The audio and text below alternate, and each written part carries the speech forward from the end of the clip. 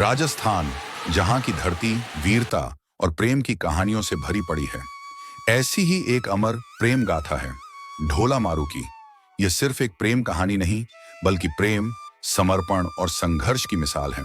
तो आइए इस लोक कथा के पन्नों में खो जाते हैं। राजस्थान के पोंगल राज्य की राजकुमारी मारू और नरवर राज्य के युवा राजकुमार ढोला का विवाह बचपन में ही कर दिया गया था। परंतु नियति को कुछ और ही मंजूर था।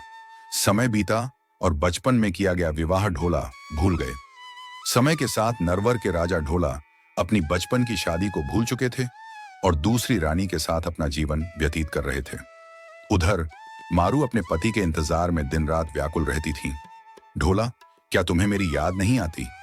क्या हमारा विवाह केवल एक खेल था? मारू ने अपनी व्यथा एक संदेश के माध्यम से भेजी। संदेश नरवर पहुंचा और जब ढोला को पता चला कि उनकी बचपन की पत्नी उनका इंतजार कर रही है, तो उनके मन में प्रेम उमड़ पड़ा। लेकिन उनकी दूसरी रानी इस प्रेम को स्वीकार नहीं कर सकती थी। ढोला, तुम भूल रहे हो कि तुम्हारा जीवन अब मेरे साथ है। तुम उस पुरानी कहानी को क्यों दोहरा रहे हो? नहीं, मेरा हृदय मारू के लिए धड़कता है। मैं उसे नहीं ठुकरा सकता। मारू की वर्षों की तपस्या सफल हुई। ढोला और मारू एक दूसरे से मिले, लेकिन उनकी प्रेम यात्रा इतनी आसान नहीं थी। जब ढोला और मारू रेगिस्तान में अपने प्रेम के सपनों को साकार कर रहे थे, तभी उमर सुमरा नामक एक डाकू ने उन पर हमला कर दिया। हा हा हा हा हा हा हा, तुम्हें इतनी आसानी से जाने नहीं दूंगा। मारू की सुंदरता अब मेरे पास रहेगी। प्रेम को कोई डाकू नहीं लूट सकता। मेरे रहते मारू को कोई हाथ नहीं लगा सकता।